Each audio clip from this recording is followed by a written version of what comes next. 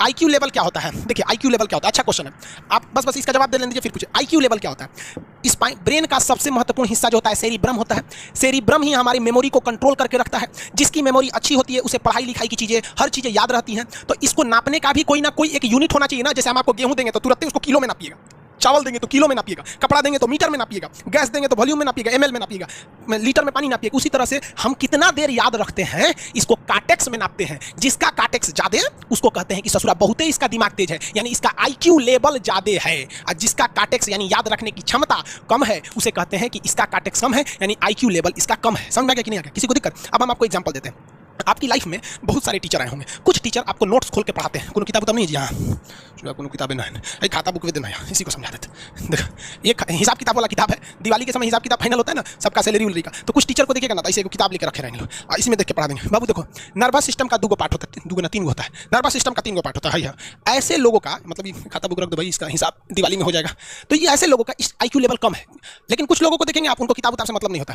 जैसे आप इलाहाबाद यूनिवर्सिटी कभी जाइए तो देखिए, या बड़े टीचर आईआईटी वगैरह जाएंगे, बहुत एकदम टीचर आते हैं आराम से, कोई नोट कुछ नहीं, आया पढ़ा रहा चालू किया, एकदम मस्त एंजॉय करके चला गया। तो इनका आईक्यू लेवल ज्यादा होता है। आईक्यू लेवल बढ़ाने के लिए हम आपको बताए भी थे, दिमागीन खाइए, अच्छा रहता है। एक ही तरह की सोच मत सोचिए, अच्छा रहता है। समझा गया? प्यार वगैरह के चक्कर में मत रहिए, अच्छा होता है। देखिए प्यार मोहब्बत आपको हो ही जाता है, ये उम्र की गलती है। लेकिन सही क्या है कि आपके अंदर एक समझदारी रहनी चाहिए कि भाई साहब ये उम्र की गलती है, तो इसे गलती भरी स्वीकार कीजिए। अपने आपको जीवन साथी बनाने की कोशिश मत करिए। बस ये एक समाज के लिए गलत है, हमारी संस्कृति के लिए नहीं है, तो आप करते हैं तो छुप के ही रहिए। एक इस लेवल के रखिए कि भाई हमारी लाइफ अलग है, तुम्हारी लाइफ अलग है, तुम टेंपरेरी आए हो, नहीं तो इसमें चल जाओगे। लेकिन अगर प्रेम मोहब्बत में पड़ेंगे तो हाइपोथैलेमस एक्टिव होगा, पूरा नर्वस सिस्टम को चौपट कर देगा। समझ आ गया कि नहीं आईक्यू लेवल क्या होता है? अब आप बताएंगे आईक्यू लेवल किसका अच्छा है, आईक्यू लेवल कैसे बढ़ाएंगे? तो याद रखिए आईक्यू लेवल बढ़ाने के लिए सोने से पहले का आधा घंटा बहुत जरूरी होता है। सोने से पहले आधे घंटे दिन भर में जितना काम किए उसको सुबह से रात तक देखते रहिए। एक बार रिवाइज मारिए कि सुबह उठे थे, ये किए थे, इसके बाद पढ़े थे, क्या क्या पढ़े थे, खान सर ये पढ़ाए थे, आप कहीं मैथ पढ़े होंगे, उसको सोचिए मैथ में क्या पढ़ाया गया था, खटाखट खटाखट आपको सोचना ही है ना। सोचने में कितना टाइम लगता है, खटाखट। तो अगर इसको रिवाइज करते रहेंगे, गिन के 42 दिन में आपका आईक्यू लेवल तेज हो जाएगा। फिर आप कहेंगे कि सर जी हमरो बिना किताब का याद हो गया। और अगर यही खत्म हो जाएगा तो क्या कहिएगा, आपका भी आईक्यू लेवल गिर जाएगा। सपना कैसे आता है? ये ब्रेन की वजह से आता है।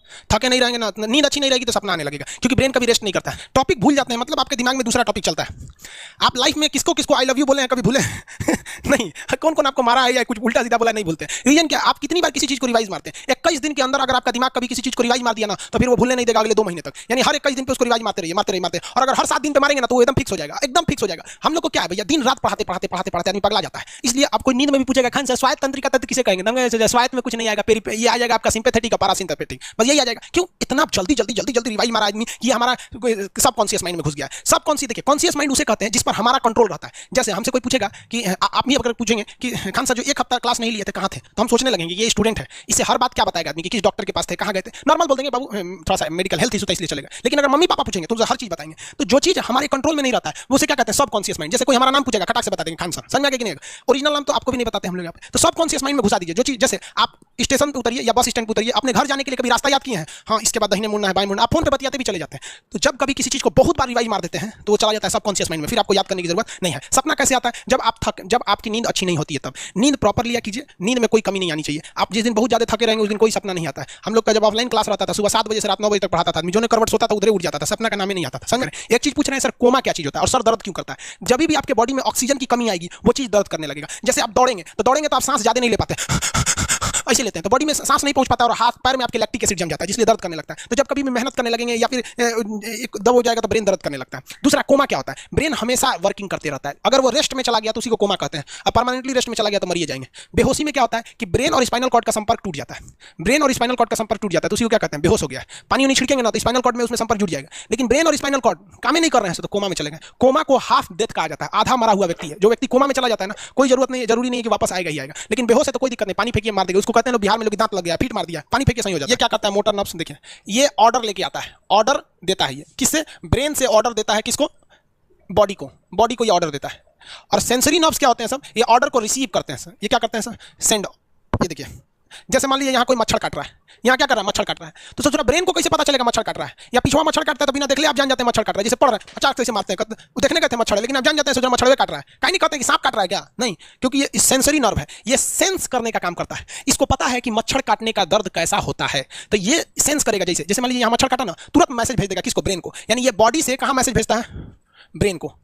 ब्रेन को कहता है। बॉडी से किसको भेजेगा? ब्रेन को, कि देखिए तो कौन चीज चुभ रहा है। तो ब्रेनवा का जो सेरिब्रम है वो करा तो याद है कि मच्छर चुभ रहा है, तो ब्रेन को पता चलेगा सोचा मच्छर चुभ रहा है।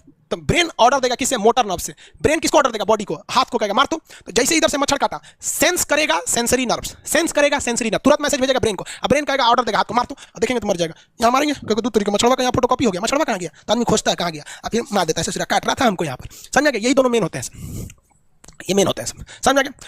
जैसे सीधी सी बात, मान लीजिए आपको कोई पीछे से ऐसे मार दिया, ऐसे मार दिया, तुरंत सेंस ऑर्गन कहेगा, सॉरी सेंस करेगा, सेंसरी क्या करेगा? सेंस करेगा, कहेगा मारा है, तो ब्रेन पीछे देखेगा, कहेगा अरे यार तुम है इधर इधर। समझ गया? और वही पता चला कोनो जान पहचान का नहीं, ये तुरंत ब्रेन ऑर्डर देगा किससे? मोटर नर्व से, जिसको हम जानते भी नहीं, एक तमाचा धो देंगे उसको, क्या मारा रे? समझ गया कि नहीं आ गया? किसी को दिक्कत? तो बॉडी से ब्रेन में सेंस कराता है सेंस ऑर्गन, और ऑर्डर देता है मोटर नर्व। फालिज मारना सुने? किसी को फालिज मार दिया, सोच रहा वहां का सेंसरी नर्व से खत्म हो जाता है, सेंस से नहीं रह जाता है, तो एंगल लेके घूमता है ऐसे। कौन सी हो गई लो? बाबा के फालिज मार दे लो, मतलब वहाँ का सेंसरी नर्व्स काम करना छोड़ दिया है, सेंसरी नर्व्स काम करना छोड़ दिया। बुढ़ौती में बहुत होता है।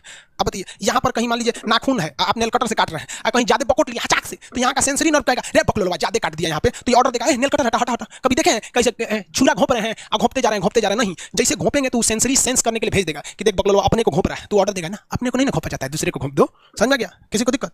ये क्या करता है? Brain to body, brain to body motor nerves, brain to body motor nerve, sense करेगा सेंसरी, किसको भेजेगा? ब्रेन को। समझा गया कि नहीं? ऐसे थोड़ा मिक्स नर्व्स दोनों काम करता है। मिक्स नर्व्स क्या करता है? दोनों काम करता है, ले आने ले जाने दोनों का काम करता है। जब कभी भी इसमें गड़बड़ी आ जाए, इसमें गड़बड़ी आ जाए या इसमें गड़बड़ी आ जाए, तो भगवान ने वो सेफ्टी के लिए दिया, ये दोनों का काम कर देता है, इसलिए नाम है इसका मिक्स नर्व्स। ब्रेन हेमरेज होता है, ब्रेन में ना बहुत छोटी छोटी नसें होती हैं, बहुत पतली पतली नसें, वो नसें फट जाती हैं, उसी को क्या कहते हैं? हेमरेज कहते हैं। हेमरेज का मतलब होता है एक चीज का दूसरे चीज में आके टच हो जाना, तो नसें बहुत पतली होती हैं, फूल के दूसरे में टच होती है, जिससे रगड़ के कारण फट जाती है, तो उसे कहते हैं ब्रेन हेमरेज, और व्यक्ति की मौत हो जाती है। ब्रेन में कैंसर